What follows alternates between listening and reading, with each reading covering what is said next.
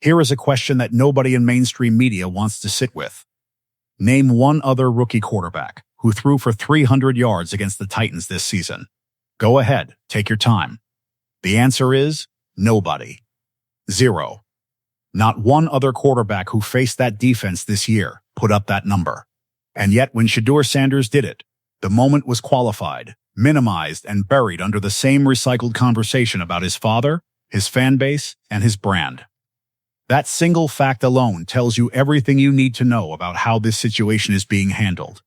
Not the hype, not the drama, not the noise online. The football fact. And the football fact is being ignored.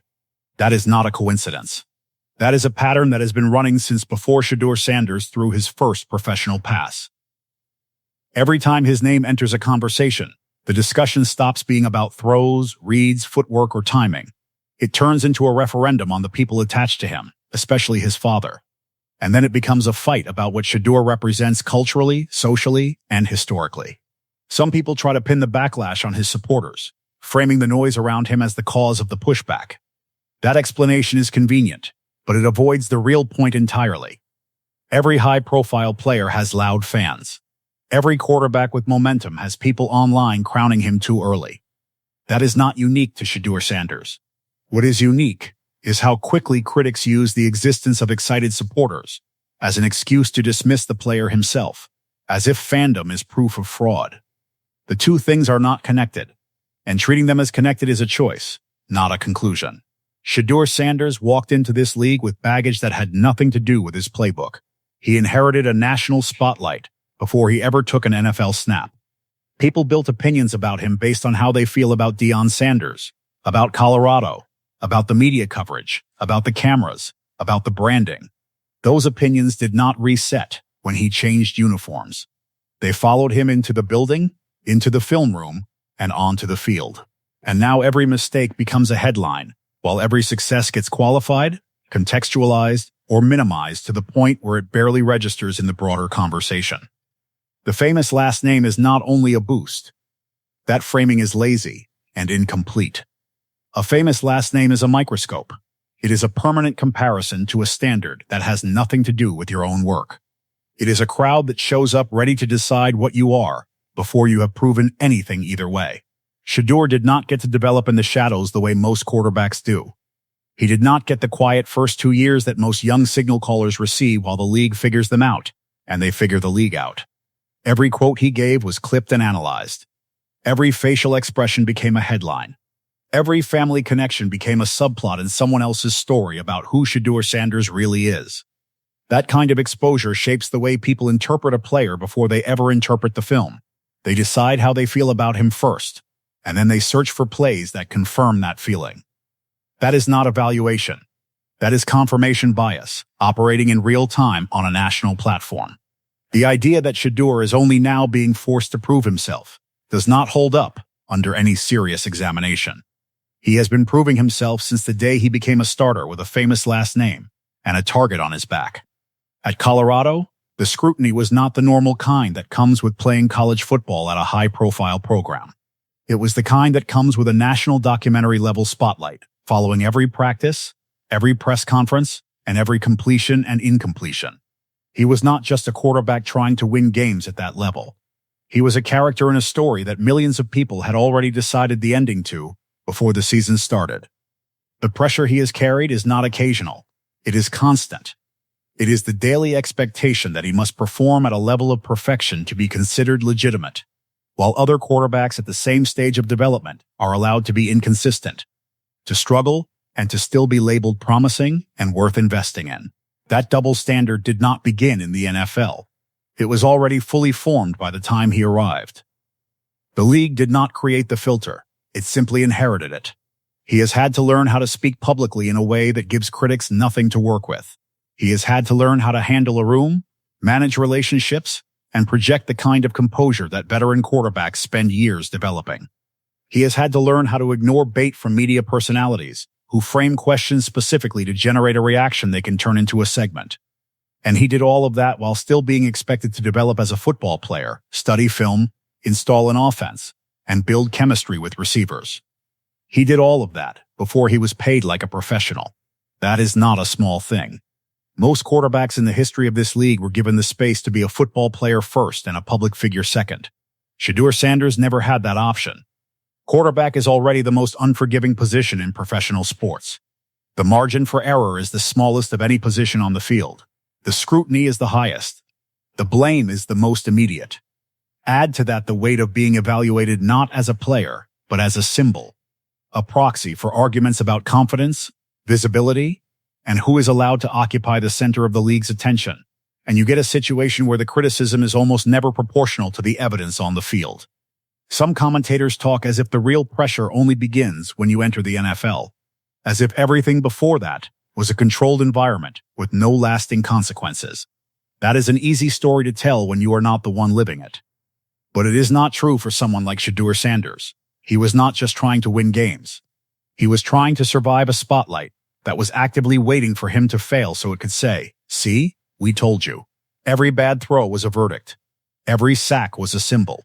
Every quiet game was treated as the final piece of evidence in a case that had already been decided. The NFL is simply getting a front row seat to a test he has been taking for a long time. What the league is seeing now is not the beginning of the story. It is a continuation of one that started years ago. And yet, there is something important buried inside all of that pressure. The players who survive this specific kind of scrutiny, the kind that is relentless and disproportionate and tied to identity rather than performance, often come out of it with something that cannot be coached. They develop emotional control under conditions that would fracture most people. They develop the ability to process chaos without letting it interrupt their execution. They stop waiting for the outside world to validate what they already know about themselves. And that shift, from seeking approval to operating without needing it, is what separates quarterbacks who handle big moments from those who collapse inside them. Shedeur Sanders has been inside that pressure cooker for years. He has been living under the microscope, absorbing the critiques, surviving the bait, and continuing to move forward anyway. The NFL is just now beginning to understand what that environment has actually built in him. The scrutiny that was supposed to expose a weakness has instead been building a set of tools that most players at his stage simply do not have yet. And that is the part of this story that never makes the mainstream segments, because it does not fit the narrative that was written before he ever stepped onto a professional field. The filter existed before he arrived. The standard is uneven. And the only honest way to evaluate what Shedeur Sanders actually is, and what he is becoming, is to set that filter aside and watch the film. Everything else is noise. Section 2. The double standard in real time. Now let us look at what this actually looks like when the games are played, because that is where the theory stops being abstract and starts becoming undeniable. There was a game where Shedeur Sanders got sacked multiple times. That game became the subject of weeks of debate, dissection, and declaration. Analysts ran the tape. Segments ran back-to-back across every major sports platform.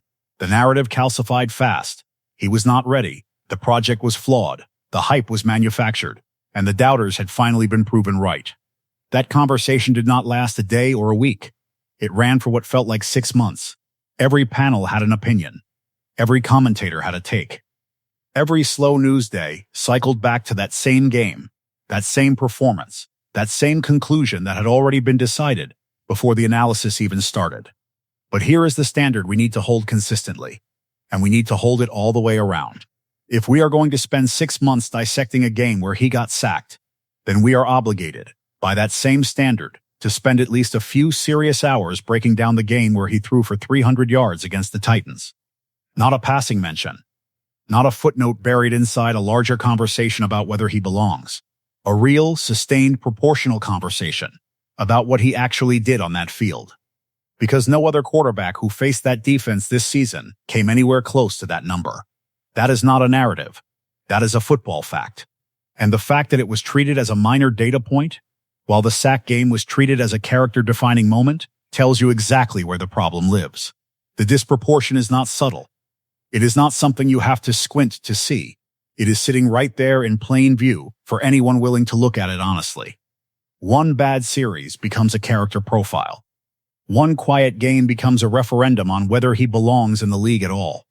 That is not standard quarterback analysis. That is baggage dressed up as scouting.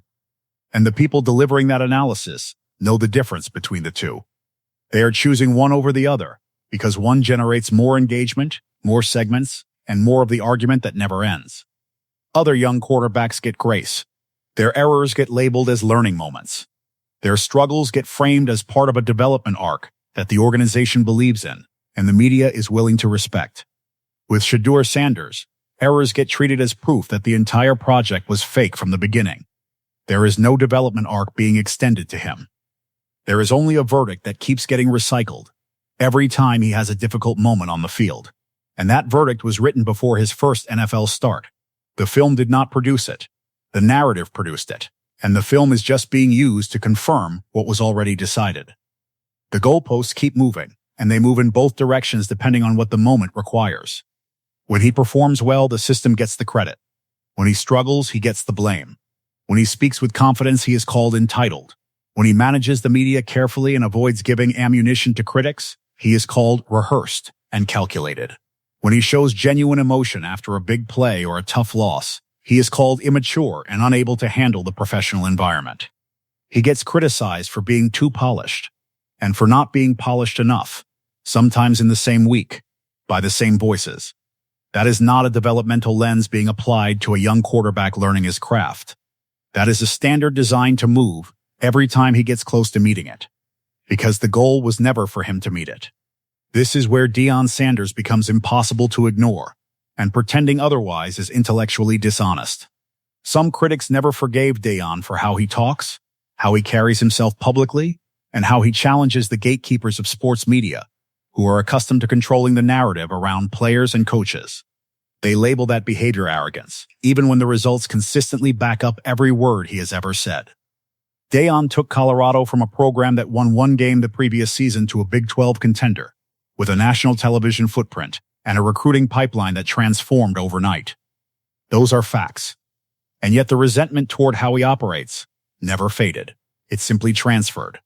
Because Shedeur is linked to that brand by blood, he gets blamed for a personality that is not even his own. He gets held accountable for a style he did not choose and a spotlight he did not manufacture. And that transfer of resentment is not something that shows up in the official criticism. Nobody writes a segment titled "I dislike Shedeur because of how his father talks." Instead, the criticism gets dressed in football language. Footwork, decision-making, pocket presence, leadership. All legitimate football topics that in this specific case are being used to carry a weight they were never meant to carry. Shedeur is being punished for a brand he inherited, not one he built. And that is a distinction that almost nobody in mainstream coverage is willing to make clearly. Look at how the interpretation of his behavior functions in real time. When Shedeur Sanders speaks calmly and with composure after a tough loss, they call him entitled and disconnected from accountability. When he avoids giving reporters the kind of emotional reaction that becomes a viral clip, they call him rehearsed and media trained to the point of being unreadable. When he shows genuine emotion, they call him immature and question whether he has the mental makeup to handle the professional level. There is no version of Shedeur Sanders that the most committed critics will accept, because acceptance was never the destination. The criticism is not a response to his behavior. His behavior is being searched for confirmation of a criticism that already existed independently of anything he does. There is a quiet rule in sports media that rarely gets stated out loud, but operates consistently beneath the surface of how players get covered. Some athletes are allowed to have a brand. Some athletes are allowed to be marketable, to be visible, to lean into the spotlight that the league itself created and profits from enormously. And some athletes are expected to behave as though they do not know they are famous, as though the attention is an accident they should be apologetic about. When the wrong athlete, by someone's unspoken definition of wrong, leans into that spotlight, the criticism stops being technical and becomes moral. It stops being about completion percentage and starts being about character, about humility, about knowing your place. Shedeur Sanders is operating directly inside that dynamic. Quarterback is a celebrity position by definition. The NFL markets its quarterbacks as stars. Networks build entire broadcast strategies around quarterback storylines.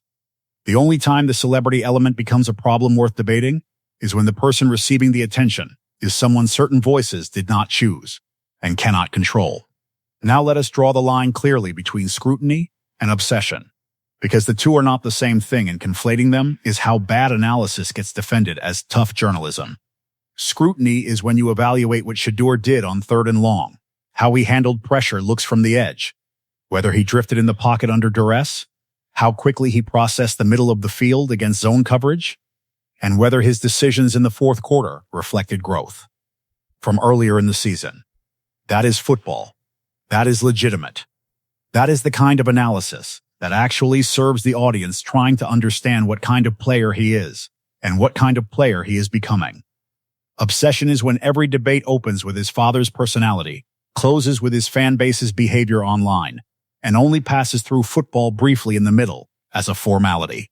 Obsession is when a single bad game produces 6 months of content, but a historically strong performance against a tough defense produces a day and a half of acknowledgement before the conversation moves on. If the critique requires film, it is legitimate analysis. If the critique requires Twitter screenshots and comment section receipts, it is not analysis. It is discomfort with a person and a story, and it is pretending to be objectivity, because objectivity is harder to argue against. Fans do not control how analysts frame a player. Fans do not decide which clips get looped on television 17 times in a single broadcast day. Fans do not choose which quotes get pulled, isolated, and turned into a controversy that runs for a week. The media makes those choices. And using the loudest, most irrational fan comments online as justification for denying the reality visible on the field is not a football argument. It is an emotional argument that bypasses film entirely because the film does not support the conclusion being pushed. He does not need to win every debate happening on the internet or on television. He needs to win the moments that make those debates irrelevant. Winning 3rd downs consistently, converting in late-game situations when the pressure is the highest, building trust inside the locker room with the people who actually suit up next to him on Sundays. Those things do not care about what a panel said on a Wednesday afternoon. Those things build a foundation that the outside noise cannot reach. The film will eventually become too loud to ignore, not because the critics will suddenly become fair, but because the evidence will accumulate past the point where qualified dismissal remains credible. You don't argue with the narrative. You make it irrelevant. And that is the only standard that has ever actually mattered in this league or any other.